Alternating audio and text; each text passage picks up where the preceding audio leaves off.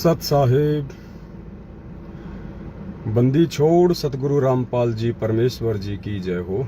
परमपिता परमात्मा सारी सृष्टि के रचनहार कुल मालिक असंख्य ब्रह्मांडों के स्वामी जगत गुरु संत शिरोमणि सतगुरु रामपाल जी परमेश्वर जी के चरण कमल में मुझ दो कोड़ी के नीच प्राणी पवन दास का कोटि कोटि सादर दंडवत प्रणाम।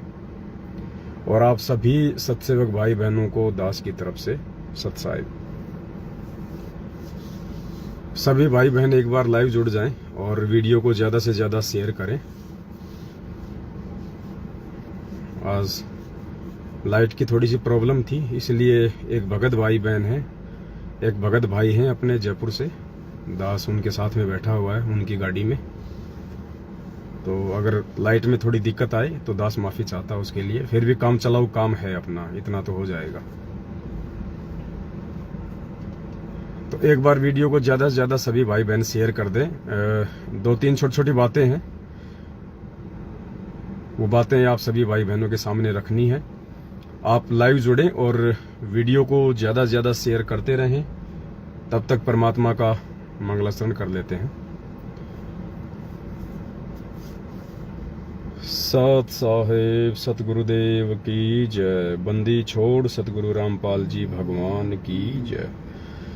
गरीब नमो नमो शतपुरस कहूँ नमस्कार गुरु की नहीं। सुर नर मुनि जन साधुआ संतों सर्वस दीन।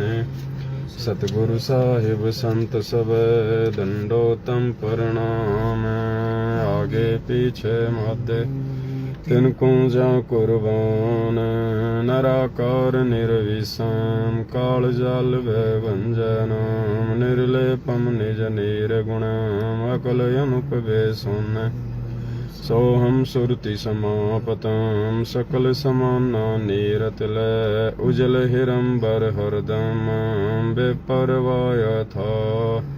वार पार नहीं मध्य तम गरीब जो सुमर सिद्ध होई। गणनायक गलताना करो अनुग्रह सोही। पारस आदि गणेश मनाऊं। गणनायक देवन देवा करण गाल लोलाऊं। आदि अंत करूं सेवा परम शक्ति संगी।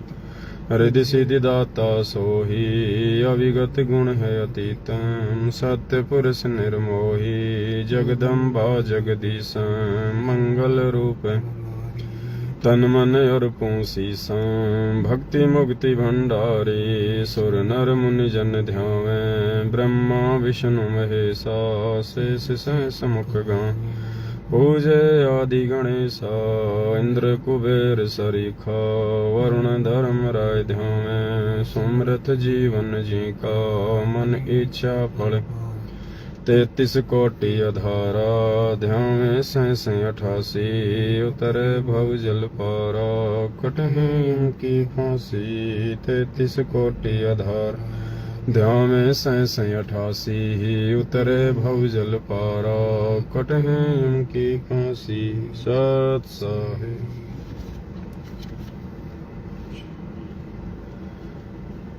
सत साहिब भाई और बहनों, दया परमपिता परमेश्वर जी की। वीडियो को एक बार ज्यादा से ज्यादा सभी भाई बहन लाइव जुड़ते ही शेयर कर दें।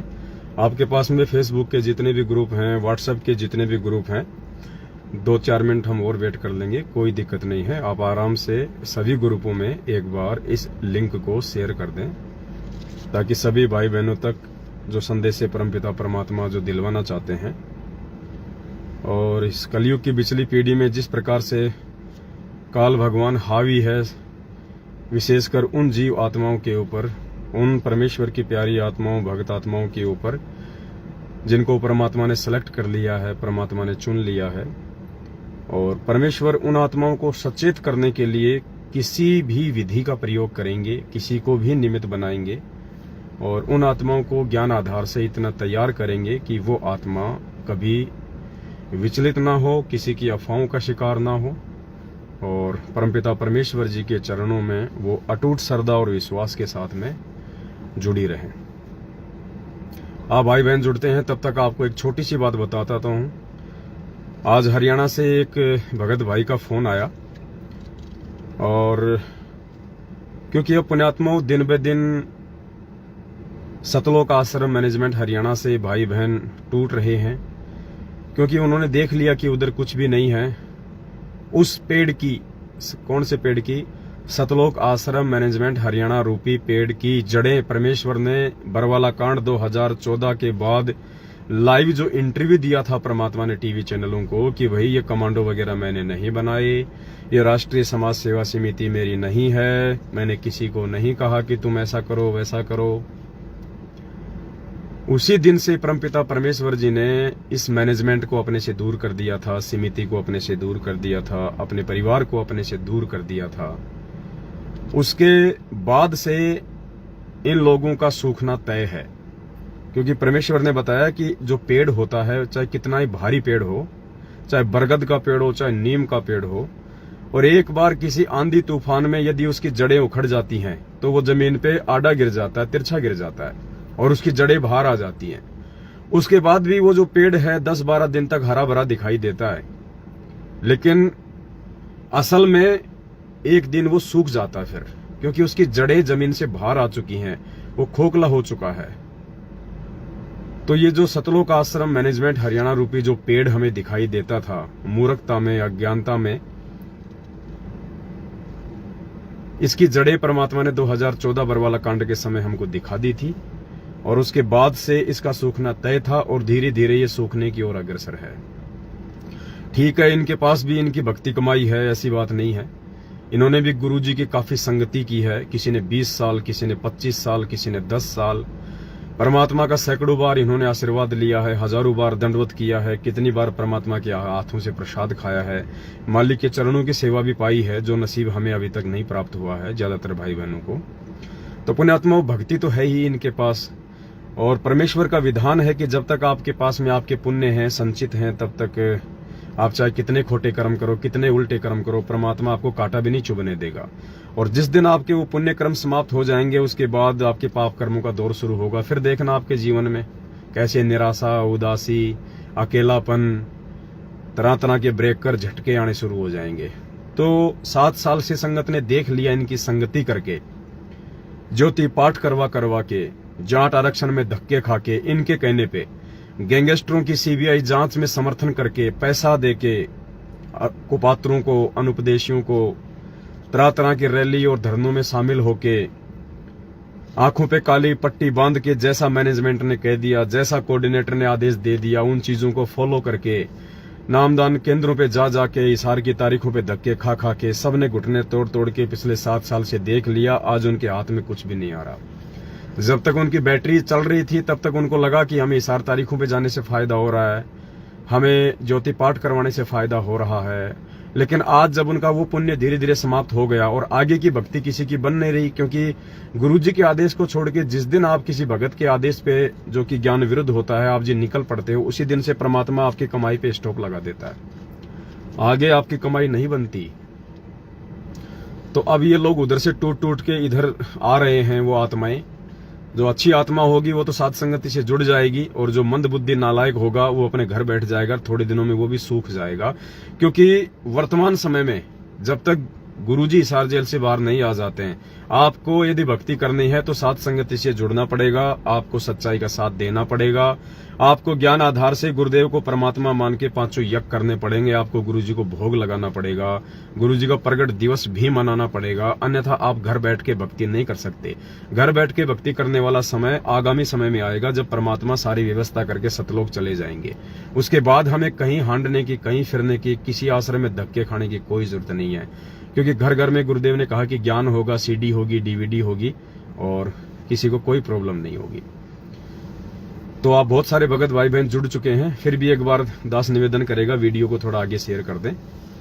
तो उस भगत भाई बहन ने आज दास को बताया कि मैं भिवानी आश्रम में सेवा किया करता था, और एक वकील और कुछ भगत भाई गुरुजी से मिलाई के ऊपर मिलने के लिए गए थे हिसार जेल में, और उन भक्तों ने गुरुजी से शाबाशी लेने के लिए कि गुरुजी हमारी बात सुनेंगे तो बड़े प्रसन्न होंगे, बड़े खुश होंगे परमात्मा, कि वाह बेटा वाह, तुमने तो किला जीत लिया। तो उन भक्तों ने गुरुजी से बड़े खुश होके कहा कि परमात्मा, पता नहीं परमात्मा तो कहाँ है, नहीं कहा, ये दास के मुंह से निकल जाता है परमात्मा। उन्होंने कहा वो भाई बता रहा था, उन्होंने कहा गुरुजी अपनी संगत को 1 करोड़ होने में केवल 3 लाख भक्तों की कमी है। यानी 97 लाख भगत हो चुके हैं गुरुजी, केवल 3 लाख भक्तों की देर है 1 करोड़ होने में, सिर्फ 3 लाख भक्तों की कमी है, 1 करोड़ हो जाएंगे फिर। तो गुरुजी ने कहा, नालायको, मेरे तो भगत ही टोटल 3 लाख हैं, ये 97 लाख क्या है रोड़ा है, ये 97 लाख क्या है, ये मेरी समझ से बाहर है। परमात्मा ने कहा, आज उस भाई ने बताई ये बात, ये मैनेजमेंट वाले इन बातों को बाहर नहीं आने देते। जब उसने कहा ना गुरुजी हमारी संगत 1 करोड़ होने में मात्र 3 लाख भगत बाकी हैं, 97 लाख हो गए, तो गुरुजी ने कहा कि मेरी तो संगत ही टोटल 3 लाख है, मेरे तो भगत ही 3 लाख हैं, ये 97 लाख क्या माजरा है। तो पुण्यात्माओं, ये 3 लाख जो भगत परमात्मा ने बताए हैं ना, उनमें से ज्यादातर तो 7 संगतियों से जुड़ चुके हैं, लाख भगत से ऊपर 7 संगतियों से जुड़ चुके हैं। और जो बाकी के परमात्मा ने 2 लाख और बताए, वो मैनेजमेंट से किसी भी समय दूर होके 7 संगति से जुड़ने के बिल्कुल नजदीक हैं, क्योंकि वीडियो सब देख रहे हैं, सच्चाई का सबको पता है। ये देखा देखी का होगा एक बार मार्ग, ध्यान रखना। जैसे सतलोक में देखा देखी से आए थे ना, वैसे यहां भी एक बार शुरू में जो आत्मा आ गई वो तो ज्ञान आधार से आ गई। अब कुछ भाई बहन देखा देखी में आएंगे, तो जो देखा देखी में फिलहाल 7 संगत से जो जुड़ेंगे, उन भाई बहनों को समझाने के लिए हमने बार बार लाइव आना पड़ेगा, छोटे छोटे पॉइंट पे हमने उनको समझाना पड़ेगा, ताकि वो पुण्यात्मा मार ना खा जाए किसी भी पॉइंट को लेके। तो दास की जो सेवा लगाई है परमपिता परमेश्वर सतगुरु रामपाल जी भगवान ने, वो पुण्यात्माओं निष्पक्ष होके और भगत समाज के हित में जो हो, उस बात को आप सभी भाई बहनों के सामने में रख दूं लाइव आके। इसीलिए भगवान ने ये मोबाइल दिए हैं, ये सोशल मीडिया दिया है, इस 2 कौड़ी के तुच्छ प्राणी को थोड़ा सा जो है ये भेजा दिया है, दिमाग दिया है कि आप भाई बहनों को आके थोड़ा अवगत करवाता रहूं। तो आज का जो लाइव का विषय है, वो एक भाई ने दास को मैसेज किया था दिन में कि भगत जी, दास की समझ में नहीं आ रहा कि ये अन्न देव की आरती और भोग की आरती, ये दोनों अलग अलग है क्या? जो हम अन्न देव की आरती करते हैं, तो क्या वो परमात्मा की आरती नहीं है क्या? तो इस विषय को हम 5-10 मिनट बाद में लेंगे। उससे पहले दास एक बहुत ही ज्यादा विशेष एक टॉपिक है जो आप सभी भाई बहनों को बताना बहुत जरूरी है। और देखो पुण्यात्माओं, आप सबको पता है 7-8 साल से आप दास को देख रहे हैं, दास के वीडियो देख रहे हैं। दास केवल अपने पूज्य गुरुदेव जी पर ही आश्रित रहता है, किसी दूसरे पे आश्रित नहीं रहता। दास केवल अटूट और अंधविश्वास यदि करता है तो अपने गुरुदेव पे करता है, किसी और पे नहीं करता है। और आपका भी यही टारगेट होना चाहिए। अगर किसी भगत पे आप विश्वास करो तो पहले गुरुजी के ज्ञान को सामने रख लिया करो। वो शीशा है, दर्पण है, आईना है, मिरर है, कि ये जो भगत भाई जो कह रहा है, जो बोल रहा है, वो सही है या गलत है। और दूसरी बात, हमारा ना किसी से कोई पक्ष होना चाहिए, ना किसी से कोई विपक्ष होना चाहिए। और इस सत्य धर्म के मार्ग में यदि हमने सत्य को सत्य नहीं कहा, गलत को गलत नहीं कहा, झूठ को झूठ नहीं कहा, तो भी हम उस परमात्मा के दोषी बन जाएंगे। क्योंकि कबीर सागर जी की वाणियों में स्पष्ट परमात्मा ने लिखा हुआ है, जो उस एक भाई ने अपनी आवाज में गा भी रखा है, जो नाद बिंद वाला 3-4 मिनट का वीडियो मैं आपको भेजता रहता हूं। उसमें परमात्मा ने लास्ट में कहा कि नाद वाले अगर पक्षपात करेंगे तो वो भी जो है संकट में पड़ेंगे, वो दुख में पड़ेंगे। आप और हमारे लिए, सत्सेवकों के लिए, परमात्मा के वचन के बच्चों के लिए ये आदेश है कि नाद वाले यदि कोई पक्षपात करेंगे, यानी 7 संगति से जुड़ के भी यदि कोई पक्षपात करेगा, तो वो जो है दुख में पड़ेगा। तो एक छोटी सी एक घटना दास के सामने आई है, और मैं निवेदन करूंगा, क्योंकि हम सब जीव हैं और दास की भी ड्यूटी लगा रखी है गुरुदेव भगवान ने कि यदि कोई चीज सामने दिखाई दे तो उसको तुरंत बोलना, वो चाहे किसी को अच्छी लगे, चाहे वो किसी को बुरी लगे। क्योंकि हमारा किसी से कोई स्वार्थ नहीं है इस भक्ति मार्ग में। भक्ति में यदि किसी का किसी भगत से स्वार्थ जुड़ गया तो उसी दिन से उस भगत का जो है पतन होना शुरू हो जाता है। हमारा स्वार्थ भी, हमारा आत्म कल्याण हमारे गुरुदेव से होना चाहिए, किसी और से नहीं होना चाहिए। और जब तक हम सत्य को सत्य कहना नहीं सीखेंगे पुण्यात्माओं, तब तक बात नहीं बनेगी। आज की एक छोटी सी घटना है। जयपुर आया हुआ था और अभी दास एक रूपदास भगत जी हैं जयपुर से, उनके मकान पे है। अभी परमात्मा को भोग लग रहा अंदर, लेकिन दास को लाइव आना थोड़ा सा जरूरी था। तो दास दिन में जो पहले जो अपने गुरुदेव के शिष्य हुआ करते थे, राम सिंह दास जी हैं जयपुर से, तो दास जयपुर में आया था। सत्साई पुण्यात्माओं, थोड़ा सा डिस्कनेक्ट हो गया था बीच में, मालिक ने वापस जोड़ दिया है। इसको तो थोड़ा रख ही दो, इसमें अगर कुछ करोगे तो फिर वो डाउनलोड भी हो जाता है ना। तो दास जयपुर में उस भाई के पास चला गया जो पहले अपने पूज्य गुरुदेव संत रामपाल जी भगवान का शिष्य था। राम सिंह दास जी उनका नाम है। फिलहाल वो मदन पंथ से जुड़े हुए हैं। तो परमात्मा कहते हैं जब तक कोई व्यक्ति आपके गुरु की निंदा चुगली नहीं करता है और स्पष्ट रूप से जब तक वो गुरुद्रोही के लक्षण उसके अंदर नहीं होते हैं, तब तक हमें उससे मिलने जुलने में कोई दिक्कत नहीं है। और जिस दिन कोई व्यक्ति सरेआम खुलेआम आपके गुरु को गालियां दे, उनकी निंदा चुगली शुरू कर दे, तो फिर उस व्यक्ति को तो परमात्मा ने कहा है कि ऐसे व्यक्ति को तो पानी भी नहीं पिलाना चाहिए। आपके घर पे आ जाए तो उसको खाना भी नहीं खिलाना चाहिए, ऐसे गुरुद्रोही व्यक्ति को, क्योंकि वो तो फिर आपके गुरु जी की निंदा चुगली करेगा। जबकि राम सिंह जी तो अभी भी परमपिता परमेश्वर का उतना ही आदर और उतना ही सम्मान करते हैं। सत्संग भी वो पूज्य गुरुदेव जी के ही सुनते हैं और मालिक के लिए ये भी कहते हैं कि भाई ज्ञान तो इनका ही है। आज भी उन्होंने यही कहा, क्योंकि दास की आदत है, दास फालतू चीज नहीं बोलता है। और दास भगत भाइयों को भी कहता है कि जो चीज, जो बात आप किसी के मुंह पे बोलने में सक्षम नहीं हो, वो बात आप उसकी पीठ पीछे भी ना बोलो, वरना फिर वो निंदा चुगली में आ जाता है। तो उन्होंने गुरुदेव की काफी प्रशंसा की, उन्होंने बड़ाई की। दास उनके गले मिला, भले ही वो मदन पंथ में है, लेकिन हमारा किसी से कोई वैर भाव नहीं है। हम सब एक परमात्मा के बच्चे हैं, घूम फिर के सबने यहीं आना है वापस। तो हम क्यों किसी से व्यर्थ में राग द्वेष और ईर्ष्या करें। तो उन्होंने कहा कि हम मदन पंथ वालों ने एक पुस्तक छपवाई है। तो वो गाड़ी से पुस्तक लाने के लिए चले गए अपनी बाइक से। 2-3 पुस्तकें वो लाए। उन्होंने दास को पुस्तक दी। सबसे ऊपर कबीर जी का दाढ़ी मूछ वाली फोटो थी, अंदर उनके जो पंथ के जो प्रवर्तक हैं उनका फोटो था। तो दास ने उसको देखा। ये दास आपको क्यों बता रहा है? ये दास आपको इसलिए बता रहा है कि अगर जरा सी भी शर्मा शर्मी इस परमात्मा के मार्ग में आप करोगे, जरा सा भी किसी के दबाव में, किसी के प्रेशर में यदि आप आए, पुण्यात्माओं काल वहीं ठग लेगा हमारे को। तो दास ने वो पुस्तक हाथ में ली और उसके 2 या 3 पेज दास ने देखे और देखते ही दास ने, उस भाई ने दास को दिया था और कहा था कि आप इसको पढ़ना और इसमें यदि कोई कमी हो, कोई बात हो तो आप जी हमें जो है वो बताना।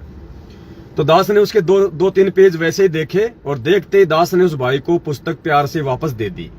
मैंने उससे कहा कि भगत जी, मैं आपसे केवल भगत भाई होने के नाते, भूतपूर्व भगत भाई होने के नाते, एक मानवीयता के नाते मैं केवल आपसे मिलने आया हूं, क्योंकि मैं आपके क्षेत्र में आया हुआ हूं। इसलिए मैंने आपको याद किया कि भाई अगर राम सिंह भगत जी आसपास हैं तो वो भी आ जाएं, परमात्मा की थोड़ी चर्चा हो जाएगी, मिल लेंगे 2 मिनट। तो दास ने उसी क्षण राम सिंह जी को पुस्तक वापस दे दी, वो जो वो लेके आए थे अपने पंथ की। और मैंने कहा भगत जी, आप मेरे विचारों से भली भांति परिचित हैं, ये पुस्तक मेरे किसी काम की नहीं है जो आपने मुझे दी है। आपको अच्छे से पता है कि आपके मदन पंथ वालों पे मैंने काफी वीडियो बना रखे हैं, मेरे और उनके विचार मेल बिल्कुल भी नहीं खाते हैं। ये पुस्तक यदि मैं आपकी ले भी लूंगा तो आपको भी इस बात का पता है कि ना तो मेरा इस ज्ञान में कोई इंटरेस्ट है, ना मैं इस पुस्तक को कोई जो है पढ़ने वाला, ना मैं ये पुस्तक में किसी को और को जो है पढ़ने के लिए देने वाला, क्योंकि मुझे पता है कि इसमें क्या लिखा है, और ना ही मैं इस पुस्तक को फेंक सकता कहीं। तो मेरे ये पुस्तक किसी काम की नहीं है, आप ये पुस्तक अपनी वापस ले लीजिए। प्यार प्रेम से उन्होंने उसी क्षण अपनी पुस्तक वापस ले ली। अगर मैं शर्मा शर्मे में उस पुस्तक को ले लेता पुण्यात्माओं, तो आध्यात्मिक क्षेत्र में ये ऑटोमेटिक सिस्टम है, ये मान लिया जाता कि मैंने उस ज्ञान को स्वीकार कर लिया। देख लो, जरा सी लोकलाज के कारण, परमात्मा कहते हैं ना कि लोकलाज के कारण हंसा गया बिगोय, और फिर यो कुल के कर लेगा जब 4 पाया का होए। लोक लाज मर्याद जगत की, तिनके जू तोड़ बगावे, जब कोई राम भगत गति पावे। दास को पता था कि अगर तूने ये पुस्तक आज यदि शर्मा शर्मी में कि ये भाई नाराज हो जाएगा, या इसको वापस दे दूंगा तो ये क्या कहेगा। यदि मैं उस पुस्तक को ले लेता कि ठीक है भगत जी मैं देखूंगा, मैं पढ़ूंगा, उसी क्षण मैं संत रामपाल जी भगवान की मर्यादाओं से नीचे गिर जाता। इसलिए दास ने कोई लोक लाज नहीं की कि राम सिंह जी मेरे से नाराज होंगे या नहीं होंगे, उनको अच्छा लगेगा या बुरा लगेगा। मायने ये रखता है कि मेरे गुरुजी को बुरा नहीं लगना चाहिए, मेरे बाप को बुरा नहीं लगना चाहिए, उस अंतर्यामी को जो पल पल मुझे देखता है, हर पल हर क्षण जो मुझे देखता है। उसी क्षण मैंने पुस्तक उनको वापस दे दी। परमेश्वर की उस परीक्षा में ये कुत्ता पास हुआ। पुण्यात्मा, ये सूक्ष्म चाल होती है, ये काल भगवान की सूक्ष्म चाल। तो कहने का मतलब है दास का ना किसी से कोई वैर है, ना कोई झगड़ा है, ना कोई फसाद है, सब हम एक परमात्मा के बच्चे हैं। तो वो आज का जो टॉपिक है, उस टॉपिक पे आने से पहले दास एक छोटी ये बात दास ने क्यों कही है, क्योंकि आज दास के व्हाट्सएप पे एक छोटी सी चैट आई। हमारी नेपाल से कमला बहन है। कमला बहन ने जो कजोड़ भगत जी हैं उनका एक छोटा सा मुझे एक ऑडियो भेजा। उनके बीच में कोई बातचीत हुई होगी। हालांकि अभी कजोड़ भगत जी भी यहीं पे आने वाले हैं। वो अपनी जो है वो ड्यूटी पे हैं। रात को 10 बजे वो ड्यूटी से फ्री होंगे। हम लोग अभी भंडारा बन रहा है, मालिक को भोग लग रहा है। 10 बजे तक हम भी भंडारा वंडारा करेंगे, तब तक कजोड़ जी भी आ जाएंगे। लेकिन पुण्यात्माओं, अब मैटर ये नहीं है कि वो कजोड़ जी नाराज हो जाएंगे या कमला बहन नाराज हो जाएगी। देखो, ना तो मेरा उद्धार कमला बहन से होना है, ना मेरा उद्धार जो है कजोड़ भगत जी से होना है, और ना उनका उद्धार मेरे से होना है। इसलिए कोई शर्मा शर्मी नहीं।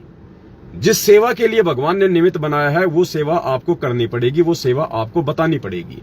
अगर नहीं बताओगे, नहीं करोगे, गुरुजी के दोषी हो जाओगे। ये काम दास नहीं करेगा। मुझे अपने परमात्मा को प्रसन्न रखना है। तो मैं कजोड़ जी से भी निवेदन करूंगा, और जो कमला बहन जो लाइव जुड़ी हुई है फिलहाल नेपाल से, मैं उससे भी निवेदन करूंगा, दास के भावों को समझने का प्रयास करना। कोई मन में कोई अपने ऐसे वैसे विचार लाने की आवश्यकता नहीं है, क्योंकि हम सब जीव हैं। त्रुटियां किसी से भी हो सकती हैं, लेकिन हमने अपने मन में एक दूसरे के प्रति कोई ऐसा भाव नहीं लेके आना है। हमने समझने का प्रयास करना है कि क्या वास्तव में ये सत्य है या गलत है। जो छोटी सी घटना जो आज जो घटी है, हो सकता है कमला बहन को भी इस बात का नहीं पता होगा कि क्या घटना घट गई, और कजोड़ जी को भी नहीं पता अभी तक कि क्या घटना घट गई। लेकिन जो ऑडियो मेरे पास में आई है, उस ऑडियो के माध्यम से परमात्मा ने क्या जो है आने वाले समय में कोई ऐसी त्रुटि भगत समाज से ना हो जाए, उसको रोकने के लिए, क्योंकि आपको पता है पुण्यात्माओं, परमात्मा उसी क्षण दास के अंदर प्रेरणा कर देते हैं, और दास को मजबूरन बोलना पड़ता है। दास की औकात नहीं है कि दास बोल दे, लेकिन परमात्मा जी बुलवा देते हैं। फिर चाहे प्रधानमंत्री के खिलाफ बोलना हो, चाहे राष्ट्रपति के खिलाफ बोलना हो, जो सत्य है फिर दास को बोलना पड़ता है। दास मजबूर है, क्योंकि पीछे से परमात्मा का प्रेशर होता है। मैं जीव हूं, मैं शर्मा शर्मी कर सकता हूं, लेकिन परमात्मा ने यदि बुलवाना है तो बैसाराम की तरह बुलवा देगा, वो इंसानी भाषा में बुलवा देगा वो। तो कजोड़ जी और कमला बहन से मेरा निवेदन है, मेरी बातों का अन्यथा कोई जो है मतलब ना निकाले। और आपको पता है कि दास बिल्कुल इस मामले में बिल्कुल स्पष्टवादी है। जो सेवा भगवान ने दी हुई है, हो सकता है परमात्मा ने इन दोनों को इस घटना के लिए निमित्त बनाया हो। मैं ये नहीं कहता कि उनकी गलती है। हो सकता है परमात्मा तो जानबूझ के भी गलतियां करवा देते हैं भाई, एक संदेशा दिलवाने के लिए। आपने देखा होगा ना, परमात्मा का एक सत्संग था रामानंद जी का। तो गुरुजी ने कहा कि मालिक ने रामानंद जी से, मतलब क्या प्रकरण था परमात्मा का, रामानंद, हाँ, रामानंद जी बार बार सवाल कर रहे थे। तो गुरुजी ने बताया कि परमात्मा जानबूझ के उसके मन में शंका पैदा कर रहे थे। कबीर जी 650 साल पहले जानबूझ के रामानंद जी के मन में शंकाएं पैदा कर रहे थे। क्यों? वो शंकाएं परमात्मा इसलिए पैदा कर रहे थे ताकि ये जो मैं चाहता हूं वो सवाल पूछे, और इन सवालों का आज मैं जवाब दूं, और ये जवाब आगे चल के कबीर सागर में लिपिबद्ध हों, और आगे पिछली पीढ़ी की आत्माएं फिर वो गलती ना करें जो गलती आज ये रामानंद करने जा रहा है। इसलिए गुरुजी ने कहा कि परमात्मा जानबूझ के उसके अंदर शंका पैदा कर रहे थे। तो हो सकता है परमात्मा ने इन दोनों भाई बहनों को निमित्त बनाया हो, और दास को फिर संदेशे के लिए निमित्त बनाया हो। तो ध्यान से सुनने की बात है पुण्यात्माओं। ये जो घटना वर्तमान में जो घट रही हैं, ये जरूरी नहीं है कि आज हमारे लिए ही ये सबक हैं। ये वीडियो फिर आने वाली आत्माओं के लिए, क्योंकि हजारों साल ये साइंस चलेगी, जब तक ये गुरु जी का ज्ञान चलेगा, गुरु जी का नाम चलेगा, जब तक ये कलयुग में ये सतयुग चलेगा 2000, 3000, 4000 साल तक, तब तक ये साइंस चलेगा, ये विज्ञान चलेगा, ये टीवी, रेडियो, मोबाइल सब चलेंगे, और तब तक ये वीडियो भी चलेंगे। तो ये आने वाली आत्माओं के लिए भी सबक बनेंगे कि हमने छोटी छोटी बातों पे भी कितना गौर करना पड़ेगा। तो 2-4 दिन पहले जो सेवा लिखी जा रही थी, जो 10वें अंश की जो ये सेवा थी, जो गाड़ी वगैरह लाने की बातचीत हो रही थी, जो अब बंद हो चुकी है, तो नेपाल से दास के पास में कमला बहन का मैसेज आया था कि भगत जी नेपाल से 8-10 भक्तों की सेवा लिखी जा चुकी है 4-5 लाख रुपए के आसपास, तो वो सेवा हम आपको किस प्रकार से जो है वो भेजें। तो दास ने कहा कि बहन जी 1-2 दिन में दास आपको बता देगा और उसके बाद आप जी उस सेवा को भेज दो। पुण्यात्माओं, इंडिया में अभी तक 5-5 लाख रुपए की एंट्रियां हैं, 2, 3, 1-1.5 लाख की तो सैकड़ों एंट्रियां हैं, 5-5 लाख तक की एंट्रियां हैं। अब विचार करना, दास ने अभी तक किसी को भी नहीं कहा कि आप जी वो पैसा दो। आप जी ने जो एंट्री करवाई थी, भगत जी आप वो कब भेज रहे हो, आपको क्या खाता नंबर दूं, आपको क्या दूं, अभी तक दास ने किसी भी प्रकार के किसी भी भाई को फोन नहीं किया है, क्योंकि दास ने पहले ही ये स्पष्ट कर दिया था कि ये कुछ अलग सेवा है और इस सेवा के लिए परमात्मा ने केवल अकेले पवन दास को ही निमित्त बनाना है। इसलिए ये पवन दास अपने दोनों नंबर दे रहा है और आपने इस पवन दास को ही एंट्री करवानी है, किसी और व्यक्ति को सेवाओं की एंट्री नहीं करवानी। और जब तक ये पवन दास आपको वापस फोन करके आपको जब तक ये बात ना कहे कि भगत जी आपने जो एंट्री करवाई थी वो आप जी इस खाता नंबर में भेज दो, तब तक आपने वो पैसा किसी को नहीं भेजना, चाहे ब्रह्मा विष्णु महेश का फोन क्यों ना आए। ये बात दास ने आप लोगों को अच्छे से समझा दी थी। पुण्यात्माओं, मैटर कोई पैसे का नहीं है, ना यहां किसी को कोई पैसे की भूख है, ना मुझे पैसे की भूख है, ना कजोड़ जी को पैसे की भूख है, ना किसी और को पैसे की भूख है। संदेशा समझना, परमात्मा क्या दिलवाना चाह रहे हैं, काल कहां पे हमें ठग लेगा, कहां पे हमें धोखा दे देगा, और आज हम गलतियां करेंगे तो आने वाली आत्माएं फिर क्या सबक लेंगी। बात पैसे की नहीं है। मैं पवन दास या कोई और भाई कोई संगत के पैसों से अपना पेट नहीं पाल रहा। हमने कोई अपना परिवार चलाने के लिए आप लोगों से ये पैसे की सेवा नहीं लिखवाई है। नहीं, आप इन चीजों को समझने का प्रयास करना, परमात्मा रिहर्सल क्या करवा रहे हैं। आने वाले समय में हम भाई बहनों को ही एक दूसरे पे विश्वास करके परमेश्वर के मार्ग में आगे बढ़ना है। और ये रिहर्सल परमात्मा को सतलोक जाते समय 2 घंटे पहले नहीं बताएंगे कि बच्चों आपने ऐसा ऐसा करना, ऐसा ऐसा करना। इसकी रिहर्सल परमात्मा शुरू से करता है। तो आने वाले समय में परमात्मा थोड़े ना कोई राज करेगा। वो राजाओं का राजा, सतलोक का राजा इस गंदे लोक में क्या राज करेगा। वो अपने बच्चों को निमित्त बनाएगा। वो राज नहीं होगा, वो सेवा होगी, चाहे वो देश संभालने की हो, चाहे विदेश संभालने की हो, चाहे एक स्टेट संभालने की हो। तो उसके लिए परमात्मा सेवादार तो तैयार करेगा पहले। ये 1008 का रहस्य भी आपको आगे बताएंगे। तो परमेश्वर देखे भी गा ना आपस में कि मेरे बच्चे आपस में ज्ञान आधार से एक दूसरे पे कितना विश्वास करते हैं, कितना आपस में एक दूसरे को ये समझते हैं, और कितना एक दूसरे की बातों से ज्यादा आगे चलते हैं या केवल उतना ही चलते हैं जितना उनको संदेश दिए जाते हैं। तो दास ने इंडिया वाले किसी भी भगत भाई बहन को, सब लाइव देख रहे हैं, यहाँ झूठ पाखंड का काम नहीं है। इतनों ने एंट्री करवाई है, 60-70 लाख रुपए की एंट्री हो चुकी है। दास ने अगर किसी को भी अभी तक यदि फोन, क्योंकि 2 दिन हो गए, उस सेवा भी जो है वो बंद हो चुकी है, अभी तक दास ने एक भी भाई को फोन करके नहीं कहा कि भगत जी वो पैसा आप जी भेज दो। हालांकि मेरे पास में बहुत फोन आ रहे हैं कि भगत जी वो सबसे पहले हमारी सेवा लगा दो, भगत जी सबसे पहले, रोते हैं बेचारे कि भगत जी सबसे पहले मेरी सेवा लगाओ, सबसे पहले मेरी सेवा लगाओ। दास ने कहा नहीं भाई, जब तक आवश्यकता नहीं होगी दास किसी से 1 रुपया नहीं लेगा। अगर 2 साल आवश्यकता नहीं हुई, दास किसी से 1 रुपया भी नहीं लेगा। आप अपने पास रखना अपनी, जब फोन आ जावे आपके पास में होवे तो आप जी दे दो। अगर आपने खर्च कर दिया तो कोई बड़ी बात नहीं, अपनी एंट्री माइनस करवा दो। आपकी ना देने की इच्छा हो, बीच में आपका मन बदल जाए, कोई बड़ी बात नहीं है। हम आपसे कोई नाराज नहीं होंगे, कोई लेन देन नहीं है हमारा। हमें कोई स्वार्थ नहीं है कोई आपके पैसों से कि आपने वो 50,000 की एंट्री करवाई थी, अब आप ये कैंसिल करवा रहे हो। नहीं, हमें कोई स्वार्थ नहीं है, चाहे सारे कैंसिल करवा दो। हम पैसे के लिए नहीं, हम अपने आत्म कल्याण, अपने मोक्ष के लिए इस मार्ग में जुड़े हुए हैं। लेकिन रिहर्सल क्या करवा रहा परमात्मा, ध्यान उस चीज का रखना है।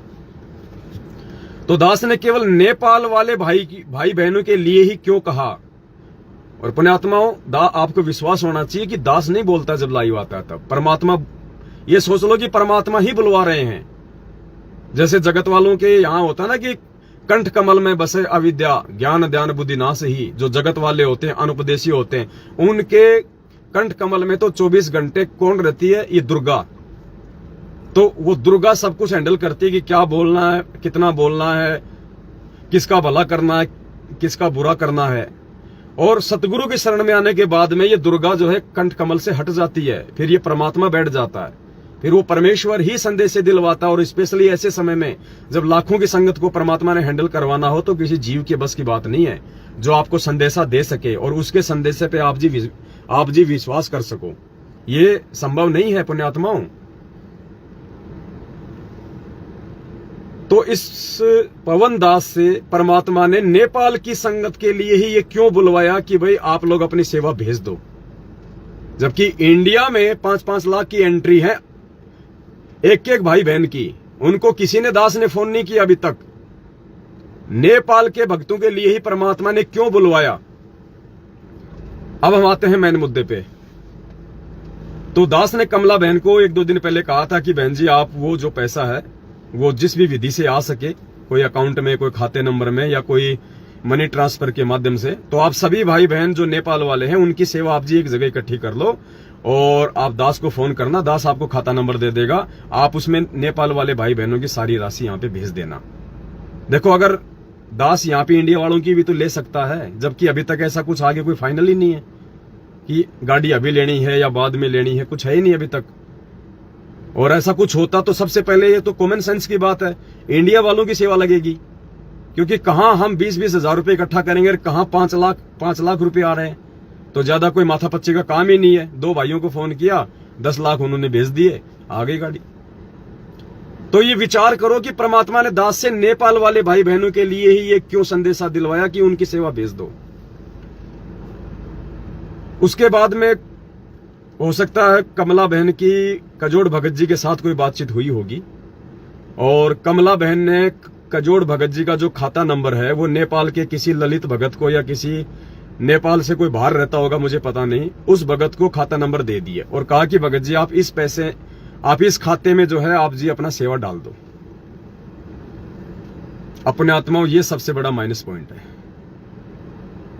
मैं ये नहीं कह रहा कि कजोड़ भगत जी आपके पैसे का दुरुपयोग करने वाले हैं या उन्होंने आज से पहले आपके पैसे का जो है कोई दुरुपयोग किया होगा, नहीं।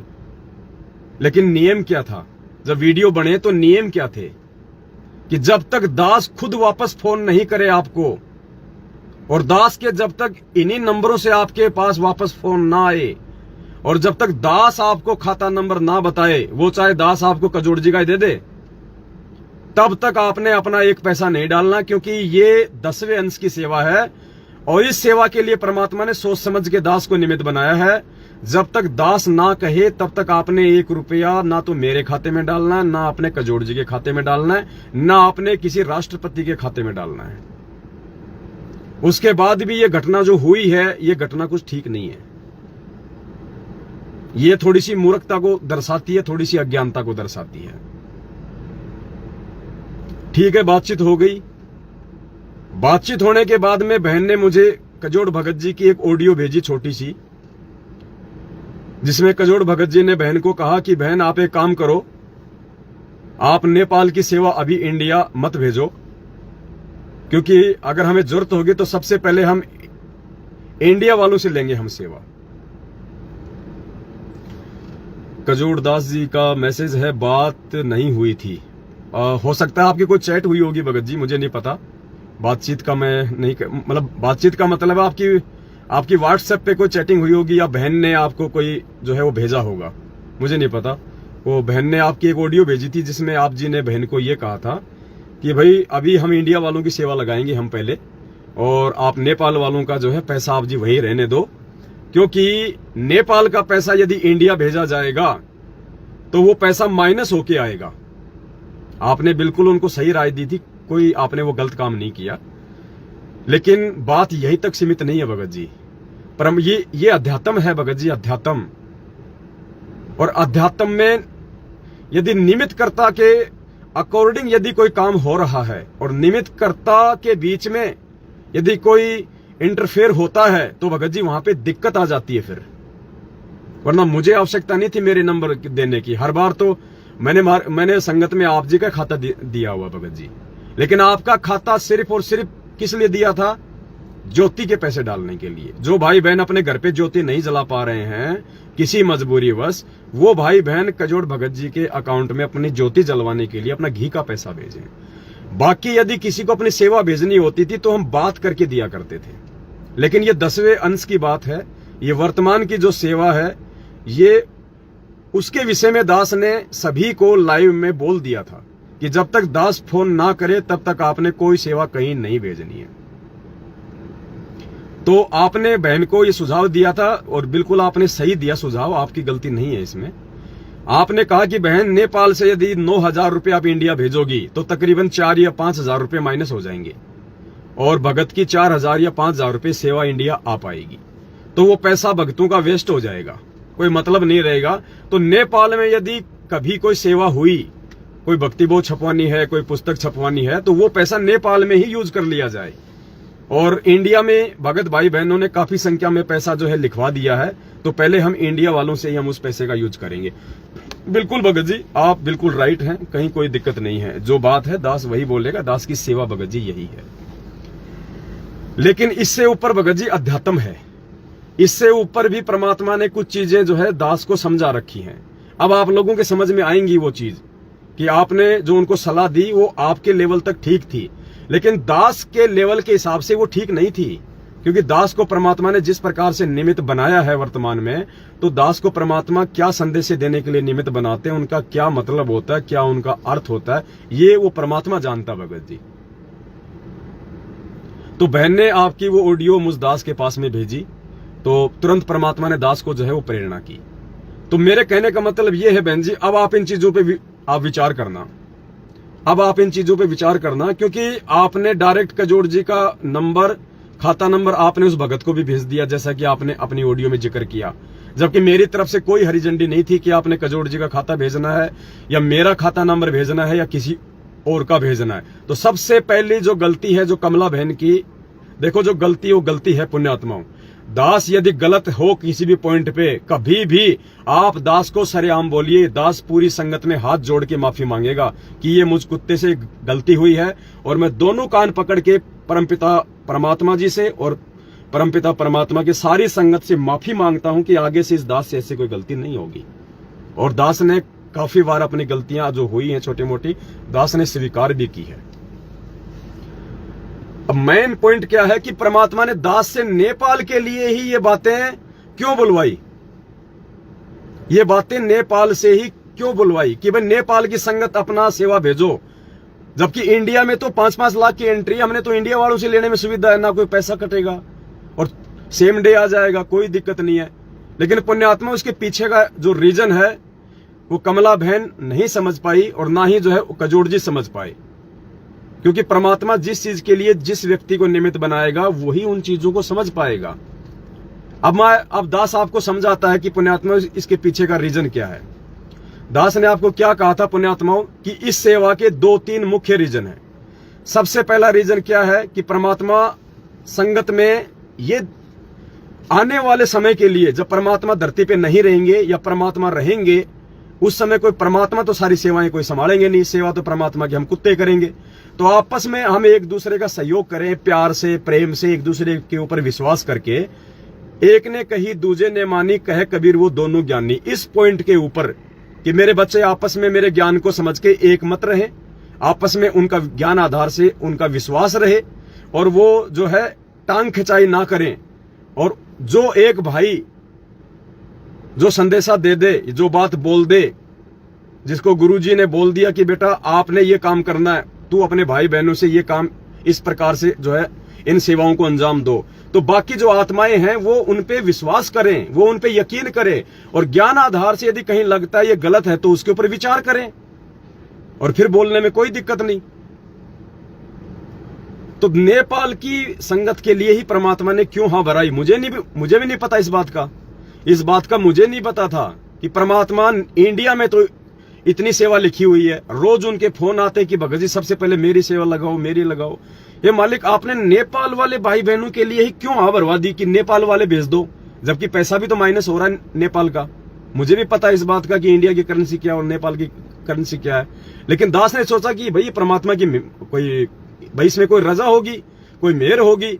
अब फिर दास को परमात्मा ने समझाया कि बेटा इसका रीजन क्या था। इंडिया को छोड़ के सबसे पहले सेवा के लिए नेपाल वाले भाई बहनों की सेवा क्यों बुलवाई जा रही थी। तो कजोड़ जी ने जो कहा कि भाई वो पैसा माइनस हो जाएगा और वो सेवा जो है कोई काम की रहेगी नहीं, मतलब उसका सेवा का आधा पैसा ही यूज आ पाएगा, वो माइनस हो जाएगा। बिल्कुल सही बात है आपकी भगत जी। अगर हम विचार करें तो दास ने दूसरा पॉइंट ये बताया था कि पता नहीं किसके संस्कार में, किसके भाग्य में आगे चल के कौन सा दुख है, कौन सी तकलीफ है, कौन सी परेशानी है, किस आत्मा के संस्कार में क्या संकट है। उस संकट को परमात्मा ने कहा ना कि कुछ संकट आपके दान से कटेंगे, कुछ संस्कार आपके सेवा से कटेंगे, कुछ संकट आपके सत्संग सुनने से कटेंगे।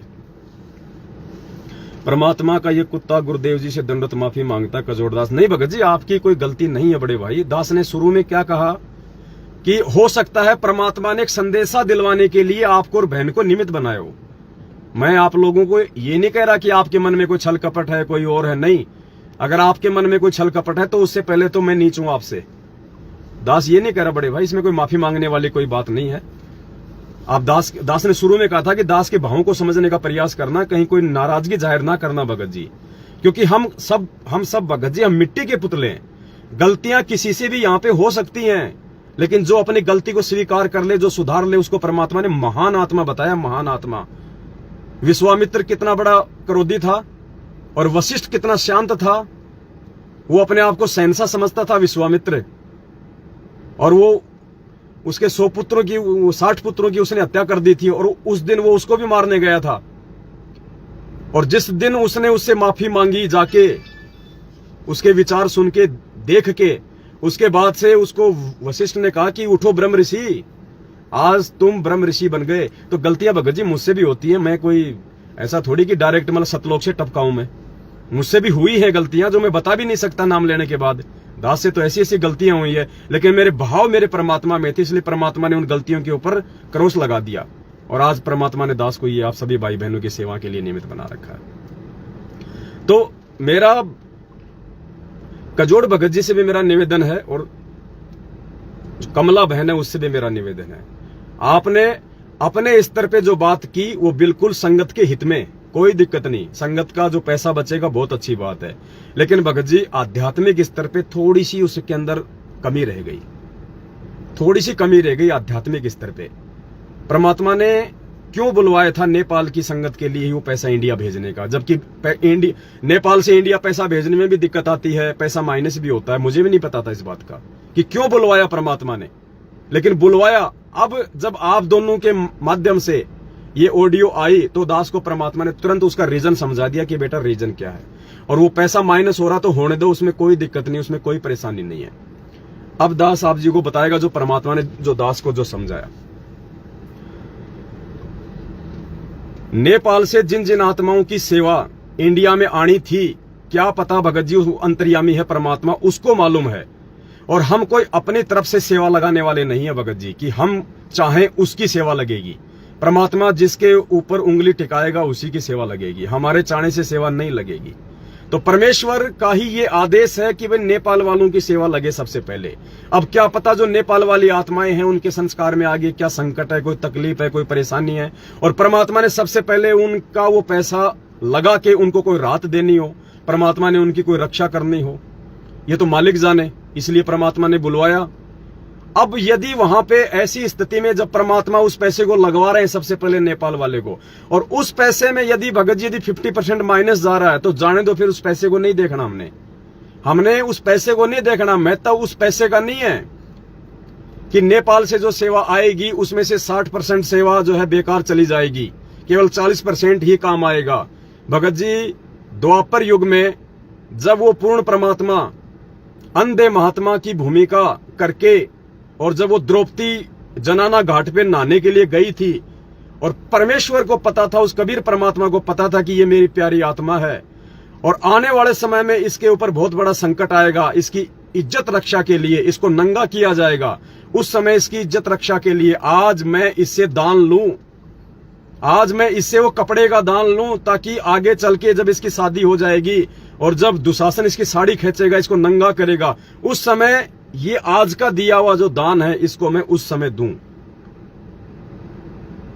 और उस समय भगत जी उस परमात्मा ने ये नहीं देखा था कि द्रौपदी का साड़ी का 60% हिस्सा बेकार जाएगा। वो तो अंतर्यामी था, उसको पता था इस बात का।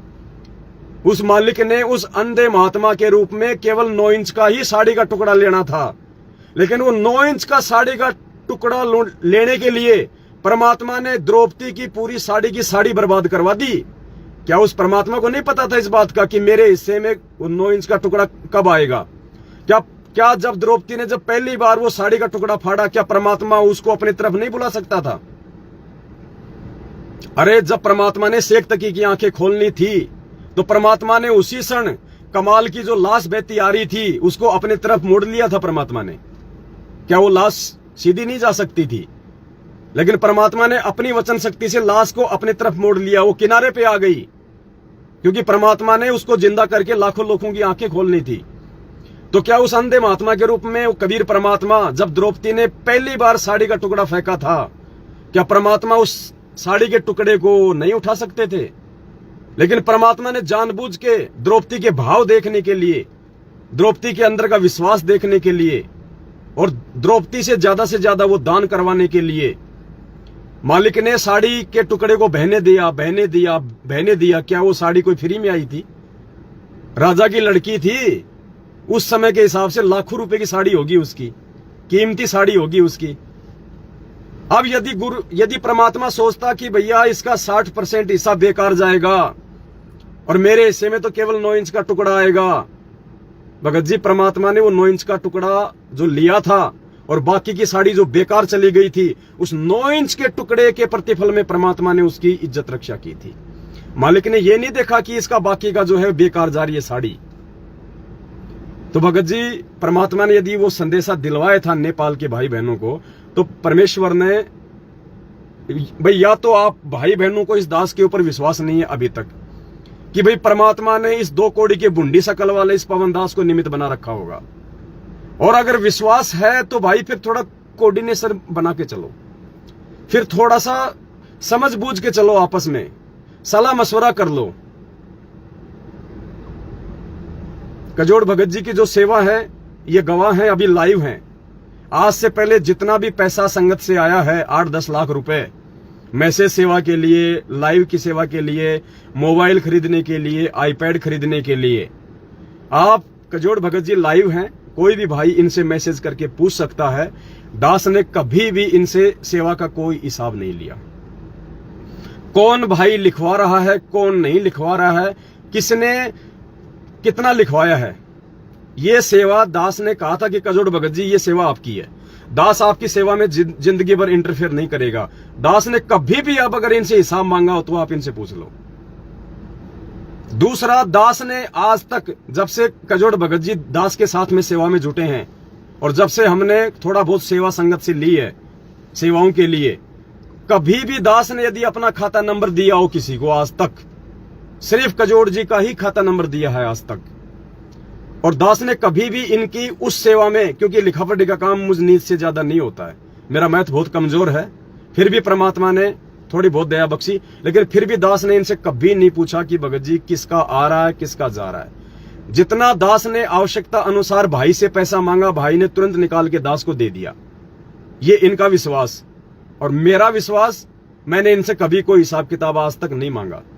बीच में थोड़ा सा हमारा जो फसाद हो गया था काल प्रेरणा के चलते, तो भगत जी ने वो ज्योतिवाती के लिए थोड़ा सा मना कर दिया था, भाई मैं नहीं जला सकता, वो नहीं कर सकता। तो दास ने उस समय तुरंत ये मैसेज डाल दिया था कि भक्तों, पैसे को लेके कोई भी अपने मन में शंका ना पाड़े कि कजोड़ भगत जी ने या पवन दास ने 1 रुपया भी आपका बर्बाद किया होगा। नहीं, खाते पीते घर का है, अपनी ईमानदारी से अपनी नौकरी करता है। जो बात है मैं सत्य बोलूंगा, सेवा का दुरुपयोग ना हुआ है और जहां तक दास को विश्वास है ना हो सकता है। लेकिन ये मैटर कुछ और है भगत जी, तो या तो आप भाई बहनों को पूर्णतया ये विश्वास नहीं है कि इस बूंदी शकल के प्राणी को परमात्मा ने निमित्त बना रखा होगा, और अगर निमित्त मानते हो तो भगत जी फिर बहुत सोच समझ के चलने की आवश्यकता है।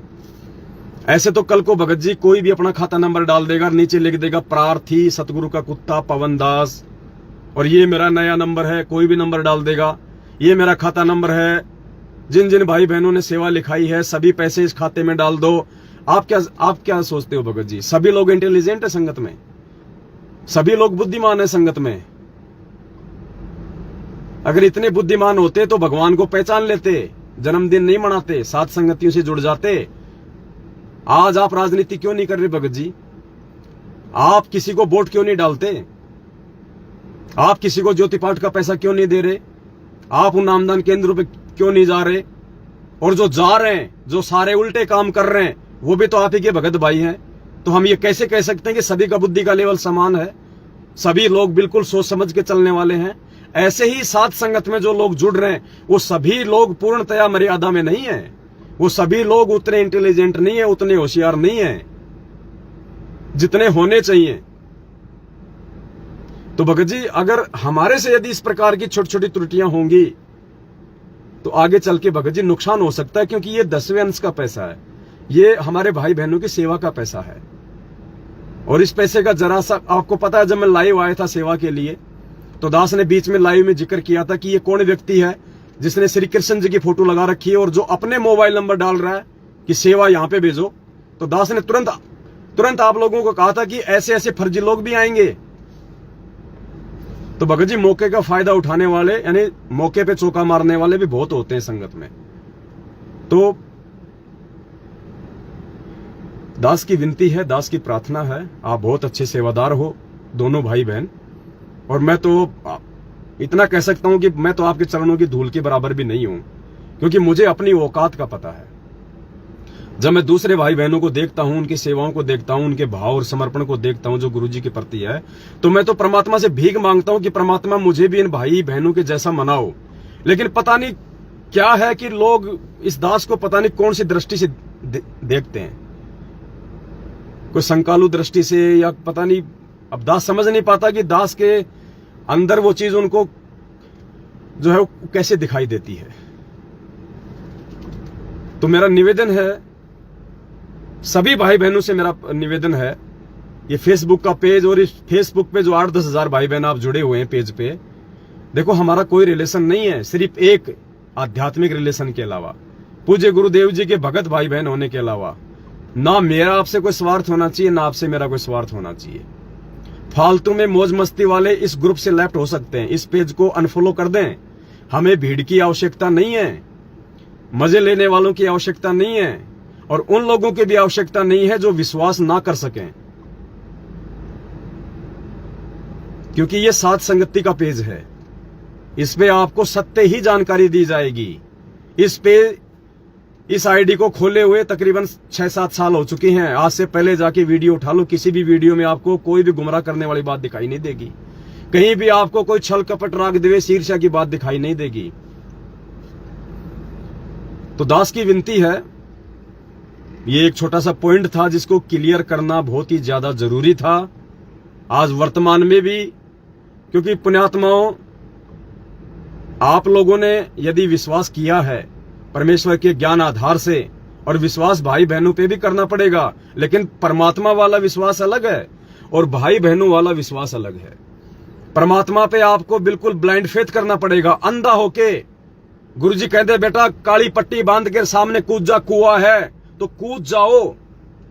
भले ही परमात्मा आपको बीच में रख लेगा, यूं का यूं समर्थ है, लेकिन उसके वचन अगर परमात्मा ने बोल दिया तो कूद जाओ, फिर चाहे उसके अंदर चाहे नुकुली सुइयां पड़ी हो और आपका सीना छल्ली छल्ली हो जाए। गुरुजी पे तो हमने वो विश्वास करना है, ब्लाइंड फेथ बिल्कुल। और जो भगत पे विश्वास करने की बात आती है तो फिर आपने भगत को देखना पड़ेगा कि भगत है क्या, ये इसका नेचर क्या है, इसका चरित्र क्या है, इसका व्यवहार क्या है, इसकी सोच क्या है, गुरुजी के प्रति इसके भाव समर्पण श्रद्धा लगन क्या है, ये जब से जुड़ा है तब से क्या भूमिका निभा रहा है। इस पे विश्वास किया जा सकता है, नहीं किया जा सकता। भगत पे सोच समझ के ज्ञान आधार से विश्वास करना है। भगत पे ब्लाइंड फेथ करोगे, भगत पे अंधविश्वास करोगे तो मार खा जाओगे। वो चाहे मैं पवन दास हो, चाहे कोई जी हो। तो ये छोटा सा एक निवेदन था सभी भाई बहनों से, और कोई भी भाई बहन अपने मन में कोई गिला शिकवा ना रखें, क्योंकि पुण्यात्माओं, मुझे जो सेवा भगवान ने दी है, मैं वो सेवा तन मन से, धन मेरे पास नहीं है, तन मन से और पूरी सच्ची श्रद्धा निष्ठा से दास उसको निभाने का पूरा प्रयास करता है। हालांकि बहुत सारी त्रुटियां रह जाती है, बहुत सारी जो है कमियां रह जाती हैं, लेकिन दास उन कमियों के लिए परमात्मा से बारंबार क्षमा याचना करते हुए कि मालिक इनमें थोड़ा इंप्रूव करो। और जिन भाई बहनों को परमात्मा ने दूसरी सेवा दे रखी है, मैं उनकी सेवाओं में कभी कोई इंटरफेयर नहीं करता, किसी प्रकार का कोई इंटरफेयर नहीं करता मैं, क्योंकि मैं किसी के ऊपर ठेकेदार नहीं हूं। मैंने एक ही चीज सीखी है परमात्मा के मार्ग में, आपको यदि परमात्मा ने निमित्त बनाया है कि किसी को भी किसी भी बात के लिए, आप वो संदेशा देके साइड में हट जाओ। अगर किसी के ऊपर सरपंच बनोगे, किसी के ऊपर ठेकेदार बनोगे, जबरदस्ती किसी के ऊपर निगाह रखोगे, जबरदस्ती किसी को दबाने का प्रयास करोगे, तो परमात्मा उसी क्षण सेवा छीन लेता है। इसलिए दास आपके ऊपर ठेकेदार नहीं है। दास ने कभी कोई बात किसी पे नहीं थोपी है। दास ज्ञान आधार से बोलता है, प्रमाणों के साथ बोलता है।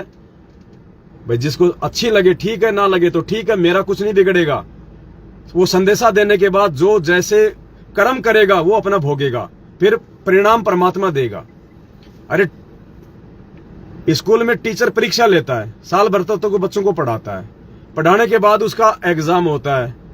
बस टीचर का इतना काम है, कॉपी जांच कोई और करता है। वो टीचर ठेका नहीं लेता कि तू पास हो जाएगा, तू फेल हो जाएगा। वो टीचर का काम था आपको पढ़ाना, संदेशा देना। उसके बाद वो कॉपियां कहीं और जांच होती हैं, नंबर कोई और देता है। टीचर ठेकेदार नहीं बनता। तो दास तो केवल इतना सा निमित्त मात्र है परमात्मा का, कि जो परमात्मा इस दो कोटि के जीव की बुद्धि में यदि कोई बातें बोल देते हैं, घुमा देते हैं, तो दास आप जी तक वो बातें पहुंचा देता है कि निकट भविष्य में हम कोई धोखा ना खाएं किसी भी प्रकार का। तो आज जो छोटी सी ये घटना थी, ये घटना के लिए परमात्मा ने बहन कमला को और भगत जी को, कजोड़ दास जी को निमित्त बनाया। और यदि उनको लगता है कि इस मैटर में उनकी कोई त्रुटि है जरा सी भी, तो उनको अपने गुरुदेव से क्षमा याचना मांगनी चाहिए और आगे से ध्यान रखना चाहिए। और उनको लगता है कि कोई त्रुटि नहीं है, तो फिर उस परमेश्वर ने आप दोनों को जानबूझ के जो है निमित्त बनाया है, ताकि वर्तमान में हम भी समझें और आगे वाली आत्मा है वो भी फूक फूक के इस भक्ति मार्ग पे कदम रखें। क्योंकि जितना प्रयास वो कबीर परमेश्वर अपने बच्चों को संभालने में करवा रहा है हम जैसे नीचों के माध्यम से, उससे कहीं ज्यादा प्रयास 1000 मुंह खोल के काल भगवान डगमग करने का भी कर रहा है। साथ साथ पैरालाल चल रहा है, वो चादर ओढ़ के नहीं सो रहा। उसको पता है इस समय पृथ्वी पे क्या हो रहा है। जहां आग लगनी थी आज वहां पे शांति है, तो क्या वो अंधा नहीं है कि शांति धरती पे कौन कर सकता है? अरे आग लगाने वाले ने लगा दी, और फायर ब्रिगेड यदि आग को बुझा रही है, तो क्या वो मूर्ख थोड़ी है वो आग लगाने वाला? क्या उसको पता नहीं कि कौन बुझा रहा है? बुझाता कौन है? जो रक्षक होता है, जो किसी का फिक्रमंद होता है, वो बुझाता आग। तो काल को अच्छे से पता है कि पृथ्वी पे इस समय तो आग लग जानी थी। बार बार इन घटनाओं को टाल कौन रहा है? इन घटनाओं को आगे कौन लेके जा रहा है? तो क्या वो बच्चा है क्या उसको अपना एग्रीमेंट याद नहीं है कि परमात्मा जाएगा कलयुग में? तूने कहा था कि परमात्मा कलयुग में जितनी आत्मा ले जाना। तो पुण्यात्मा, ये बराबर की लड़ाई सूक्ष्म रूप में चल रही है। और दूसरी बात, जैसे कजोड़ भगत जी हैं, देखो भगत जी, यहां पे एक चीज हमें और ध्यान रखनी पड़ेगी। आप जिन्हें कमला बहन को तो ये बात आपने बोल दी कि बहन वहां से अगर पैसा आएगा तो उसका माइनस हो जाएगा, उसका 50%, और वो पैसा किसी काम नहीं आएगा। हम जयपुर से गाड़ी ले रहे हैं, क्या आपने दास को कहा कि भगत जी यदि हम जयपुर नंबर की गाड़ी ना लेके यदि हम दिल्ली नंबर की ले लें तो दिल्ली में टैक्स थोड़ा लगता है, नंबर से क्या फर्क पड़ता है? तो दिल्ली में यदि हम दिल्ली से गाड़ी लेंगे तो 1,00,000 1,50,000 रुपया हमारा टैक्स का कम पड़ेगा और हमारे भगत भाई बहनों की सेवा जो है वो बचेगी। आपने दास को ये सलाह नहीं दी, जबकि आपने कमला बहन को नेपाल में ये सलाह दे दी भक्तों का पैसा बचाने की। आप यहां भी तो दास को छोटी सी सलाह दे सकते थे कि भगत जी 1,00,000-1,50,000 रुपया भक्तों का बचेगा, क्योंकि राजस्थान में टैक्स सबसे ज्यादा लगता है और दिल्ली में टैक्स सबसे थोड़ा लगता है। अगर हम 18-20 लाख की गाड़ी लेंगे तो भगत जी कम से कम 1.5-2 लाख रुपए का हमारा टैक्स बच जाएगा। लेकिन देखो भगत जी, आपके दिमाग में काल भगवान ने ये बात नहीं आने दी और वहां ये बात पहुंच गई।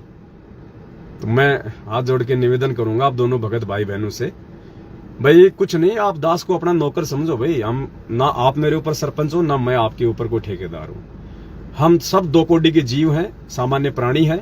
हमारी कोशिश होनी चाहिए भगत जी कि हम एक दूसरे के साथ में सामंजस्य बैठा के चलें।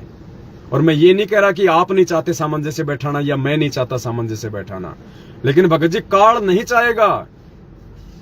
भगत जी, जिस आदमी के पास में ये दास ये क्यों डर रहा है, दास इतना क्यों डर रहा है? हर बार दास आपका नंबर देता है, आपका खाता नंबर देता है। अब की बार दास ने क्यों नहीं दिया भगत जी? दास ने उसका रीजन भी आपको बताया। और दूसरा रीजन ये है भगत जी कि जिस व्यक्ति के पास में जितनी बड़ी जिम्मेदारी होती है ना, आगे चल के जवाबदेही भी उसी की होती है उतनी बड़ी, क्योंकि भगवान जिसको जितनी बड़ी जिम्मेदारी देता है फिर जवाबदेही भी उसी की होती है। जवाब भी उसी को देना पड़ता है, दूसरे को नहीं देना पड़ता। और ये संगत का पैसा यानी परमात्मा का पैसा। और किसी भी दृष्टि से यदि हम संगत में कोई 3-4 खाता नंबर दे दें, मैंने मेरा भी दे दिया, आपका भी दे दिया, एक भाई का और दे दिया, हमने डाल दिया, अब 3-3 खाता नंबर हो गए तो संगत कंफ्यूज, कोई चौथा आदमी भी डाल देगा बीच में, फिर अपना कोई 5वां भी डाल देगा अपना। अब संगत में सारे कितने इंटेलिजेंट है भगत जी, आपको भी अच्छे से पता है। तो बड़े भाई, किसी भी प्रकार से परमात्मा के बच्चों में कोई अफवाह, कोई भ्रमणा ना फैले, बीच में तीसरा आदमी कूद के और काल का दाव ना लगाए, इसके लिए परमात्मा को दास ने प्रेरणा की थी। नहीं, दास ने तो कभी इतनी बड़ी जिम्मेदारी ली नहीं जिंदगी में भगत जी। ये पैसे का काम तो दास हमेशा आपको सौंपता है। मैं तो बिल्कुल मूर्ख आदमी हूं इस मामले में। लेकिन अब की बार यदि भगवान ने दास को सेवा दी है तो भगवान है, वो तो जोटे को भी भगत जी मुनि मना दे। भगवान तो जोटे को भी मुनि मना दे सीए। इसलिए ये छोटी सी सेवा दास ने ली थी अब की बार भगत जी, क्योंकि बाकी सेवा तो आप लोग ही लूट रहे हो सारी। आप कजोड़ भगत जी सारी सेवा क्यों भगत जी? सही बात। कजोड़ भगत जी सारी सेवा लूट गए, क्योंकि भंडारे होते हैं, दास तो बैठ जाता है वहां पे मूर्ख आदमी की तरह। कजोड़ भगत जी वहां पे पूरा खाना बनाना, भक्तों को खिलाना, और हलवा राम तो बहुत 1 नंबर का बनाते हैं ये। तो सारी सेवा तो आप लोग ही लूट रहे हो, हिसाब किताब की सेवा। तो भाई दास क्या लूट रहा है बताओ? दास को तो भगवान ने अभी छोटी सी सेवा दी है। उधर वो कमला बहन लूट रही है नेपाल में सेवा, तो दास को तो अब की बारी छोटी सी सेवा मिली थी ये लिखा पढ़ी करने की। अब ये भी आप लोग नहीं करने दे रहे ढंग से, तो भाई क्या बताऊं। तो दास की इस सेवा में भगत जी किसी भी प्रकार का कोई इंटरफेयर ना हो, इसलिए दास ये प्रार्थना करता है कि हम बहुत सोच समझ के चलें भगत जी, क्योंकि बहुत धोखे खा लिए हैं हम लोगों ने। अब तीसरे आदमी की एंट्री बीच में नहीं होनी चाहिए, दूसरे आदमी की एंट्री नहीं होनी चाहिए। काल इस समय हर प्रकार से, क्योंकि काल आमने सामने की लड़ाई नहीं लड़ता है, वो इसी प्रकार से छलबल की लड़ाई लड़ता है, वो इसी प्रकार से हमारे अंदर वो करता है। तो आज जो आगे का मैटर है वो आज नहीं हो पाएगा, क्योंकि अब थोड़ा भंडारा भी करेंगे। दास ने सोचा कि वो भक्ति बोध वाला भी, अनदेव की आरती, भोग की आरती का भी हो जाएगा, लेकिन अभी संभव नहीं है। तो दास लास्ट में जाते जाते आप सभी भाई बहनों से यही प्रार्थना करेगा कि अभी तक मैंने इंडिया में किसी भी भाई बहन को सेवा के लिए नहीं कहा है कि आप अपनी सेवा भेजो, ना मैंने किसी को कोई खाता नंबर दिया है। अभी तक केवल 2 बहनों की सेवा आई है, 2 बहनों की, और वो भी मजबूरी वश। ये लाइव देख रहे सब, कोई 2 का नाम ले रहा है, इसका मतलब अगर किसी ने दी हो, अगर तीसरे ने, तो सोच लेना ये दास नीच है, ये कमीना है, दास 2 आपके साथ में धोखा कर रहा है। 2 के अलावा अगर तीसरे भाई बहन ने अगर सेवा दी हो तो समझ लेना ये पवन दास जो है ये कुत्ता है, कमीना है। उस भाई ने फिर इस दास के ऊपर विश्वास नहीं करना जिंदगी में। और 2 कौन है? दिल्ली से हमारी एक प्रतिभा बहन है, और जयपुर से हमारी एक संतोष बहन है, जो अभी भंडारा बना रही होगी शायद। उनकी मजबूरी थी, वो अपने घर में पैसा किसी कारणवश नहीं रख सकती थी, इसलिए उन्होंने कहा कि भाई ये पैसा तो तुम ले लो, बाद में पता नहीं दिया जाए ना दिया जाए। और देखो यहां पुण्यात्मा फिर वही बात आएगी। कजोड़ भगत जी इस बात के गवाह हैं, संतोष बहन जी भी यहीं बैठी है, वो भी इस बात की गवाह है। कजोड़ भगत जी अपनी ड्यूटी पे थे, दिन के 2 बजे वो संतोष बहन के घर पे आने वाले थे। संतोष बहन ने दाल बाटी चूरमा बनाया था, दास को संतोष भगत जी ने भंडारे पे बुलाया था। तो भंडारा बहन जो है तैयार कर रही थी और दास ने भंडारा ले लिया था। दास आपने वहां संतोष बहन जी के जो है जयपुर में वहां पे जो है बैठ गया और 2 बजने में तकरीबन 1-1.5 घंटा बाकी था, यानी 2 बजे फिर कजोड़ भगत जी को भी घर पे भंडारा करने के लिए आना था। तो बहन ने कहा कि भगत जी ये 11,000 रुपए की सेवा आप हमारी ले लो। तो दास ने कहा कि बहन मेरी ड्यूटी है केवल लिखने की। कजोड़ भगत जी लाइव हैं, संतोष बहन जी भी सुन रही है, झूठ फूट का काम नहीं है। सिर्फ ये साबित करना चाहता दास कि दास केवल अपनी सेवाओं तक सीमित रहता, दास दूसरे की सेवा में इंटरफेयर नहीं करता। तो बहन को दास ने कहा कि बहन आप केवल एंट्री करवा दो। ये बहन निकाल के ले आई वो 11,000 रुपए, सामने रख दिए। दास ने वो पैसे हाथ में लिए और बहन को वापस दे दिए और कहा कि बहन जी ये मेरा काम नहीं है, ये जो पैसा जो है ना ये कजोड़ भगत जी आएंगे, आप कजोड़ भगत जी को देना है पैसा। बोले भगत जी आप ले लो, बात तो एक ही है, कजोड़ जी ने लिया आपने लिया। मगर नहीं, एक बात नहीं है, बहुत ज्यादा अंतर है इस चीज में। अभी तक मेरी जो सेवा है मैं वही करूंगा, मेरी एंट्री की सेवा है। और आप जयपुर से हो इसलिए दास बोल रहा है कि अभी आ रहे हैं कजोड़ जी, तो आप उन्हीं को दे देना सेवा। मैं क्या करूंगा उसका लेके, उसका रख के? अगर 1 रुपया भी इधर उधर हो गया तो मेरा क्या हाल होगा फिर? भाई मैं गलती नहीं करूंगा। 1.5 घंटे बाद में कजोड़ भगत जी आए और फिर बहन ने कजोड़ भगत जी को वो 11,000 रुपए दिए। दास ने नहीं लिए, नहीं तो दास भी लेके जेब में डाल सकता था। दिल्ली से जो प्रतिभा बहन थी उसने 9,000 रुपए शायद भेजे थे। तो दास का तो अभी खाता नंबर है, लेकिन अभी मैं जाऊंगा कल बैंक में देखूंगा वो चालू है बंद है। तो दास ने प्रतिभा बहन को भी कजोड़ भगत जी का ही फोन पे नंबर दिया और बहन ने कजोड़ भगत जी के फोन पे नंबर में 9,000 रुपए डाले। कजोड़ जी मेरे साथ में थे, मैंने कहा भगत जी आपका फोन पे नंबर दे रहा हूं। बोल ठीक है। 5 मिनट में बहन ने दिल्ली से 9,000 रुपए डाल दिए, मैसेज आ गया, बहन को कंफर्म कर दिया कि भाई आपके पैसे आ गए। पुण्यात्माओं, दास फालतू की जिम्मेदारी, फालतू की सेवा नहीं करेगा जो दास के बस की नहीं है, या जो सेवा दास नहीं करना चाहता, परमात्मा नहीं करवाना चाहता है, वो काम दास नहीं करेगा। दास उतना ही करेगा जितना, और यही रीजन है कि परमात्मा ने अभी तक दास पे मेहर बख्शी हुई है। और यकीन मानना पुण्यात्मा, कोई किसी के पैसे का भूखा नहीं है, कोई किसी के पैसे का भूखा नहीं है। सब अपने अपने हिसाब से खा रहे हैं, पी रहे हैं, मैनेजमेंट वालों को छोड़ के। इसलिए हमें ना सेवा की भूख है, ना कोई पैसों की भूख है। ये तो परमात्मा, कुछ आपके संस्कार ऐसे होंगे जो परमेश्वर ने काटने हैं और वो संस्कार केवल इस सेवा के प्रतिफल में ही कटेंगे, दूसरा कोई तरीका नहीं है। दास चाहता तो आपने एंट्री तो करवाई दी। दास तो पिछले 2 दिन से चुपचाप बैठा, फ्री बैठा है। दास तो लग जाता फोन करने आप लोगों को, भगत जी भेजो, आप भी भेजो, आप भी भेजो।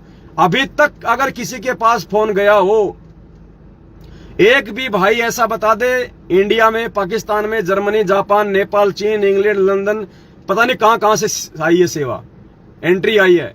ये दास लाइव है, सभी भाई बहन देख रहे हैं।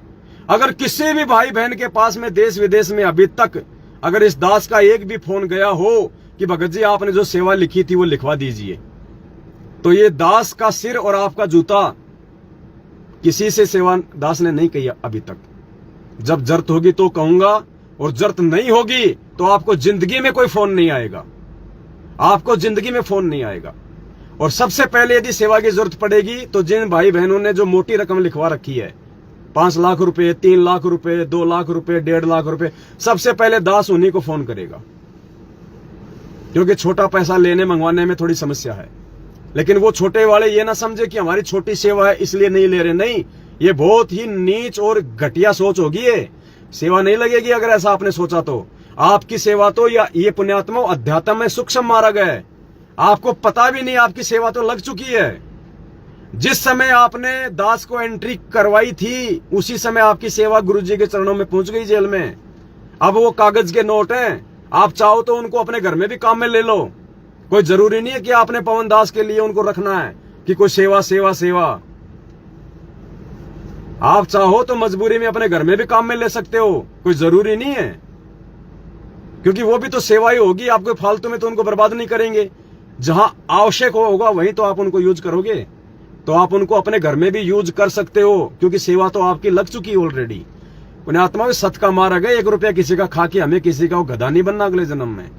अगर जरूरत होगी उधार ले लूंगा अपने भगत भाई बहनों से, क्योंकि मजबूरी काम नहीं कर पा रहा इस समय। उधार ले लूंगा भगत भाई बहनों से, धोखे से नहीं लूंगा, क्योंकि वो धोखा आपके साथ नहीं होगा, वो धोखा मेरे स्वयं के साथ होगा। जब परमात्मा लात मार के मुझे यहीं छोड़ जाएगा, उससे बड़ा कोई धोखा नहीं हो सकता जिंदगी में। तो ये छोटा सा संदेशा था आप सभी भगत भाई बहनों के लिए, और मेरा सबसे हाथ जोड़ के ये विनती है, प्रार्थना है, हम गलतियां ना करें पुण्यात्माओं। ये लास्ट एंड फाइनली है, हमारा अंतिम दाव है। ये पैसों के लिए खेल नहीं हो रहा, ये परमात्मा आने वाले समय के लिए जो हमें सेवा देना चाहते हैं कि मेरे बच्चे आपस में कितना एक दूसरे में विश्वास करके, कितना एक दूसरे के साथ में सामंजस्य से बैठा के आगे बढ़ेंगे। ये रिहर्सल हो रही है पुण्यात्माओं, आगे की रिहर्सल हो रही है ये। तो बहुत सोच समझ के कदम। और अब कजोड़ भगत जी भी आने वाले हैं, 10 बजे का टाइम है उनका। साथ में दास के सत्येंद्र भगत जी जयपुर से हैं, बैठे हुए हैं, अभी तक आपने देखा भी नहीं। बंदी छोड़ सतगुरु रामपाल जी भगवान की जय। ये अपने भगत जी हैं, जयपुर से हैं, सत्येंद्र दास जी हैं, और शुरू से ही परमपिता परमेश्वर के प्रति समर्पित हैं। शुरू से ही ये सत्सेवक हैं, साथ संगति से जुड़े हुए हैं, मालिक की विशेष दया है। और ये गाड़ी देख के कोई ये ना सोचे कि भाई हम ले आए, पता नहीं आएगी भी या नहीं आएगी, कोई बड़ी बात नहीं। कोई जरूरी नहीं पुण्यात्माओं कि आपको गाड़ी के लिए ही वो नहीं। परमात्मा कई बार भाव भी देख लेता अपने बच्चों के, कि देखें इनको एक दूसरे के ऊपर कितना क्या विश्वास हुआ है। कोई बात नहीं, कोई जरूरी थोड़ी कि हम गाड़ी लाएंगे तो ही सेवा होगी, हम बसों में चले जाएंगे। क्या हमारे भगवान नहीं गए बसों में? आपको पता होना चाहिए, माउंट आबू है राजस्थान में, जिला माउंट आबू। वहां से एक राधे श्याम भगत जी हैं, तकरीबन 60-65 साल की उनकी उम्र है, शायद वो लाइव देख रहे होंगे। पहले वो ओम शांति ओम से जुड़े हुए थे, जहां पे वो मुरली वगैरह दी जाती है। क्या वो बजाने वाली दी जाती है या वैसे दी जाती है, मुझे तो मालूम भी नहीं है। तो बात तकरीबन 2000 या 2003, 2000 या उससे पहले की बात होगी, सन 2000 या उससे पहले की बात है। गुरुजी का करोथा में गुरुजी का आश्रम खुल चुका था। करोथा हरियाणा में गुरुजी का आश्रम खुल चुका था। करोथा आश्रम खुलने के बाद भी पुण्यात्माओं गुरुजी सरकारी बसों में बैठ के सत्संग करने जाते थे, सरकारी बस में। वो भगत जी किशनगढ़ की साथ संगति में आए, उन्होंने दास को बताई, बोले भगत जी आपको एक बात बताता हूं। मैं भगत जी बताओ।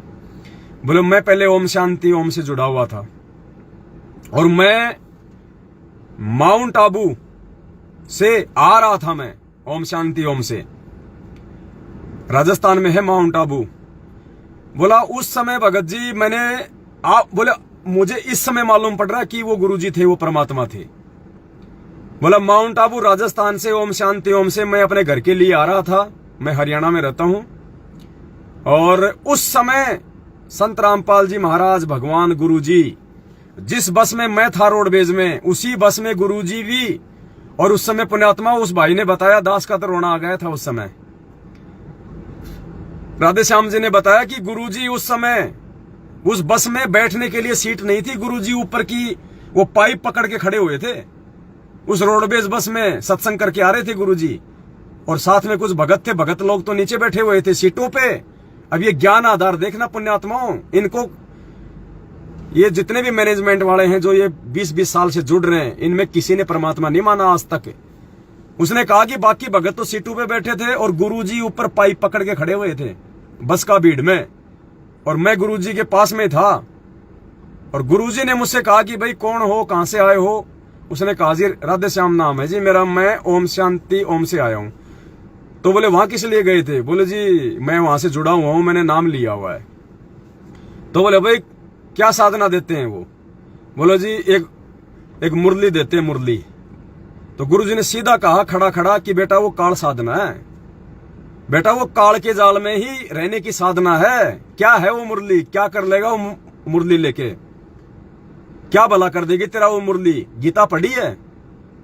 मालिक ने उसको अध्याय बताया 16 का श्लोक नंबर 23। ये बोला बेटा ये मनमाना आचरण है और मानव जीवन बहुत ही ज्यादा दुर्लभ है। और गुरुजी ने कहा कि बेटा अगर तेरे को सत्य साधना चाहिए तो तू मेरा करोथा आश्रम है हरियाणा में, वहां आ जाना। और उसके बाद फिर उस भगत जी ने उस बात को दिमाग से निकाल दिया। फिर कह रहे थे कि काफी साल बाद, 8-10 साल बाद फिर मैं करोथा आश्रम में गया, वरना उसी समय गुरुजी ने उनको पुस्तक दे दी थी बस में। बोला ये मेरा एड्रेस है, और बोले वहां जाना आश्रम में। उसके बाद फिर वो 2008 के आसपास या कैसे फिर वो गए करोथा आश्रम में। वहां जाके उन्होंने नाम लिया, तब उन्होंने देखा रही ये तो वही गुरुजी थे जो वहां बस में खड़े हुए थे। तो पुण्यात्मा, बात ये नहीं है कि हमने कोई गाड़ी खरीदने के लिए या हमारे पास में जो है कोई जुगाड़ नहीं था, या फिर दुनिया भर की बसें नहीं चल रही। अरे आजकल तो वोल्वो बस चलती हैं, एसी बस चलती हैं, आजकल तो पहले से सीट बुक हो जाती हैं। तो ये ना सोचना कि हमने गाड़ियों के लिए या अपना कोई शौक पूरा करने के लिए मैनेजमेंट वालों की तरह आप लोगों से सेवा ली है। नहीं, हो सकता आपकी सेवा ना लगे, हो सकता आपकी सेवा जो है लग भी जाए, लेकिन परमात्मा ने आपके भाव तो देख लिए। आप जिन जिन भाई बहनों ने ज्ञान आधार का जो परिचय दिया है, देखो जब गुरुजी नहीं रहेंगे तब भी कोई एक आधा आश्रम तो रहेगा जहां पे नाम वगैरह दिया जाएगा, जहां पे भाई बहन आएंगे, भंडारे भी होंगे। तो वहां भी आपने अपना पैसा तो देना पड़ेगा, सहयोग तो करना पड़ेगा। तो वहां कौन से गुरुजी बैठे होंगे जो आप गुरुजी के हाथ में दोगे? वहां भी तो भक्तों के माध्यम से ही पूरा व्यवस्था संभलेगी। तो वो व्यवस्था परमात्मा आज देखना चाहते हैं अपने रहते सहते कि मेरे बच्चे मेरे पीठ पीछे सतलोक जाने के बाद उस व्यवस्था के लायक बने या नहीं बने, ये भक्तों को पहचानने लगे या नहीं लगे। और जो भक्त को नहीं पहचानेगा, भगवान को क्या खाक पहचानेगा वो? तो 7 साल से आपके सामने परमात्मा ने इस दास को डमरू की तरह जो है बजा बजा के दिखाया है, और आज परमात्मा को संतोष भी हुआ है। आज परमेश्वर की आत्मा भी आपने विश्वास करके ज्ञान आधार से और ये लाखों में सेवा लिखवा के आपने परमेश्वर को प्रसन्न किया है कि हाँ, मेरे बच्चे ज्ञान आधार से समझ रहे हैं और सुपात्रों का सहयोग कर रहे हैं, सुयोग्य का सहयोग कर रहे हैं, और एक दूसरे के साथ में मिलजुल के आगे बढ़ने का इनके अंदर वो गुण विकसित हो रहा है। ये रिहर्सल कोई परमात्मा 1 घंटे पहले थोड़ी करेगा पुण्यात्माओं, ये आज से ही होगी रिहर्सल। ये हमें परमात्मा उस रंग में रंग देगा, वरना हम यदि गुरुजी के जाने के बाद एक दूसरे पे विश्वास नहीं करेंगे तो व्यवस्था चलेगी कैसे? वो तो अंतर्यामी, वो तो जो मर्जी कर दे, लेकिन सिस्टम को तो सिस्टम के माध्यम से ही परमात्मा चलाएगा ना। जब भस्मासुर भाग रहा था उसके पीछे शंकर जी को मारने के लिए, तो ये तो समर्थ है, ये तो भस्मासुर को वैसे फूंक मार के उड़ा देता। पार्वती बन के क्यों आया? क्योंकि सिस्टम से तो चलेगा ना। तो इसी प्रकार परमात्मा अपनी गैर हाजिरी में जब परमेश्वर सतलोक चले जाएंगे तो उसके लिए परमात्मा अपने सेवादार तैयार कर रहा है। आज वो भक्तों की टीम तैयार कर रहा है। आज वो परमात्मा जो दृढ़ता के साथ एक दूसरे के ऊपर विश्वास करके, बिना लोभ लालच के, बिना किसी स्वार्थ के, बिना मन में कोई मनमुटाव के, वो है असली प्यार प्रेम, वो है असली भाईचारा। ये दुनिया का भाईचारा तो राम राम राम राम राम राम भाई, राम राम भाई, ये देखते ना आप, ये आए दिन ये जिनके लाखों फॉलोवर होते हैं, फालतू में वो खैंचातानी करते रहते हैं। कई आते हैं, कई बार दास देख लेता उनको, हाथों में सोना चांदी और गले में चैन, और उनके लाखों फॉलोवर। राजनीति की बात, रोम रोम भाई, सभी भाइयों को रोम रोम रोम रोम, जुड़ियो भाई एक बार सारे। उनको क्या तो वो संदेश देता है, दास देखता है कि मैं उसका बात भर आया, वहां इतने पैसे खर्च हो गए, और दो पैसे, मैंने ये कर दिया, मैंने वो कर दिया, वो न्यू बोलिया, सारा दिन बक बक बक बक, कोई मतलब नहीं। और उन मूर्खों के पीछे लाखों लोग जुड़े। लेकिन ये सत का मार्ग है। अब मैनेजमेंट वाले जो पेज हैं, सतलोक आश्रम मैनेजमेंट ने जो पेज बना रखे हैं, स्पिरिचुअल लीडर संत रामपाल जी महाराज, सतलोक आश्रम बरवाड़ा, और वो जब लाइव चलाते हैं तो पुण्यात्माओं उनके लाइव में भी इतने भगत नहीं जुड़ते। वो केवल गुरुजी का सत्संग लाइव चलाते हैं, वो खुद लाइव नहीं आते। क्यों नहीं आते वो लाइव? क्योंकि पुण्यात्माओं परमात्मा ने उनको निमित्त नहीं बनाना आगामी सेवाओं के लिए। मैं ये नहीं कहता कि मेरे अंदर वो योग्यता है, नहीं, परमेश्वर जिसको चाहेगा वो सत्साहिब कर ले भक्तों को। ये रूपदास भगत जी हैं जिनके घर पे आज परमात्मा ने छोटी सी सात संगति और भंडारे की रजा बख्शी है। आ जाओ, ये हैं रूपदास भगत जी। सत साहिब, मालिक के सभी प्यारी आत्माओं को रूपदास जयपुर वाले का सत साहिब। जय बंदी छोड़ की सतगुरु रामपाल जी भगवान की जय हो। सत साई। तो थोड़ी देर बाद में भगत जी के हो गया भंडारा तैयार? रेडी हो गया। उनको बैठे हैं और तो उनको खिलाओ, माता बहन को खिलाओ। पहले 10-15 भगत भाई बहन आए हुए हैं, परमात्मा का भोग आरती हो गई है। तो सबसे पहले जो है माता बहने, हाँ ले रहा हूँ।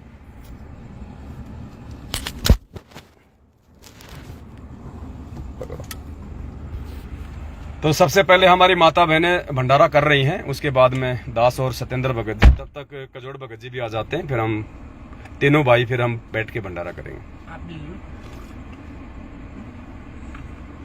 बस बस बोलते हैं।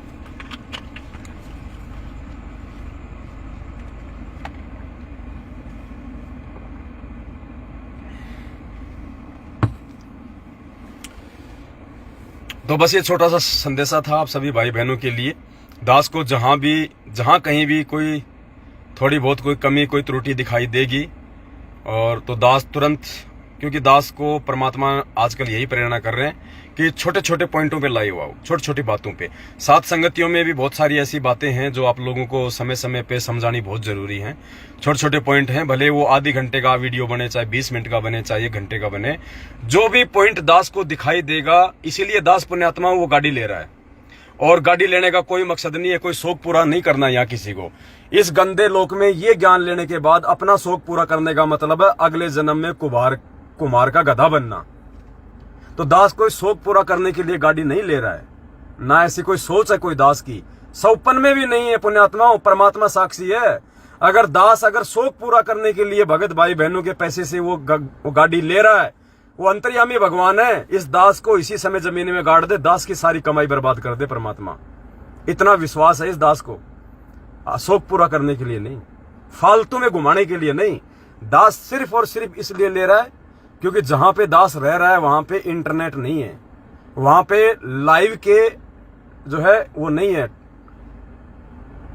वहां पे टावर नहीं आते इतने कि दास लाइव आ सके। वहां पे बार बार डिस्कनेक्ट होता है, वहां पे लाइव नहीं आ सकता दास। इसलिए दास मेन जो पर्पज है दास का वो ये है कि अगर गाड़ी रहेगी, जैसे ही परमात्मा ने दास को प्रेरणा की, दास ने गाड़ी में चाबी लगाई, 5 किलोमीटर दूर गया, कहीं भी रोड पे खड़ी करी और अपना मोबाइल चालू किया और तुरंत लाइव आया। गर्मी का टाइम है, थोड़ा सा गाड़ी भी मतलब थोड़ी एसी चलेगी, थोड़ा सा ठंडा रहेगा। अब इस गाड़ी में बैठे हैं, थोड़ी एसी चल रही है परमात्मा के दया से, तो दोनों भाई अंदर बैठे हैं। अब ये तेल भी सेवा में फूक रहा है, तेल भी सेवा में फूक रहा है, गाड़ी भी सेवा में काम आ रही है। अब दास शांति से बैठ के अगर 1 घंटे 1.5 घंटे आपसे लाइव आया है, तो भाई की भी परमात्मा ने भले वो डीजल की सेवा लगा दी, भाई की सेवा लगा दी।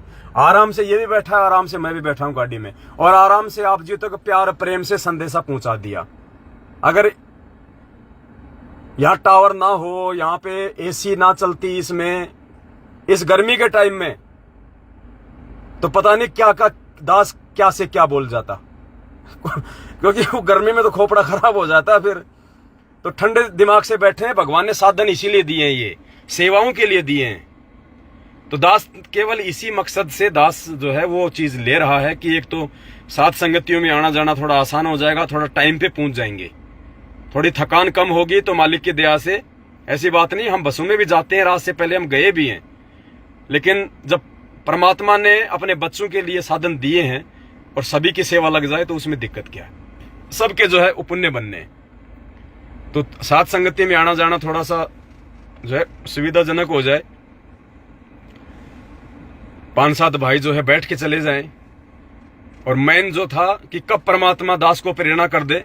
और ये पुण्यात्मा होता क्या ना, एक समय होता है। ये दास की एक खासियत है, जब दास आरती करता है ना, तीनों समय की आरती के समय ही परमात्मा दास को सत प्रेरणा करता है।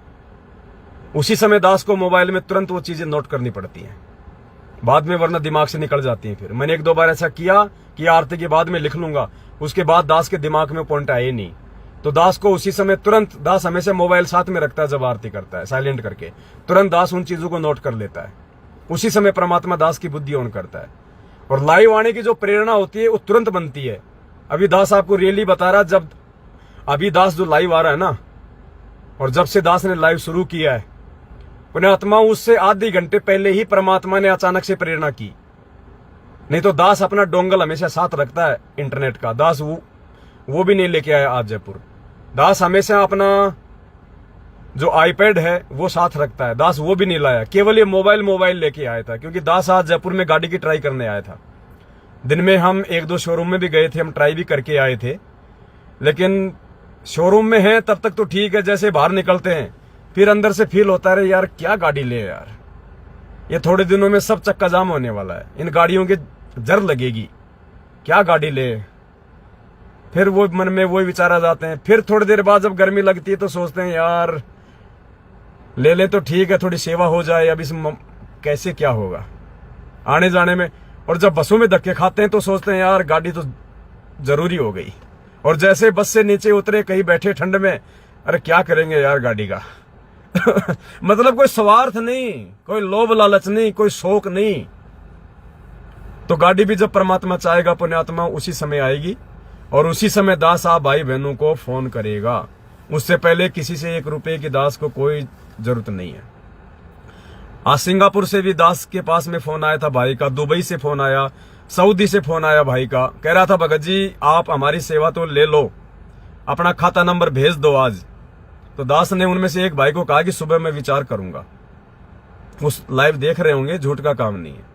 दास ने कहा भगत जी दास सुबह आपको विचार करके बताएगा। वो कह रहे थे कि सिंगापुर से मैं कहीं और जा रहा हूं, बाद में हो सकता है मैं लेट हो जाऊं, इसलिए मेरी मजबूरी है, जो सेवा मैंने लिखवाई है आप अपना खाता नंबर भेज दो। तो दास ने कहा कि भगत जी मैं बात करके बताऊंगा, क्योंकि अभी कजोड़ भगत जी आएंगे, सलाह मशवरा करके कि भाई दास का खाता नंबर देना है, उनका देना है या कोई और तरीका है, उस हिसाब से।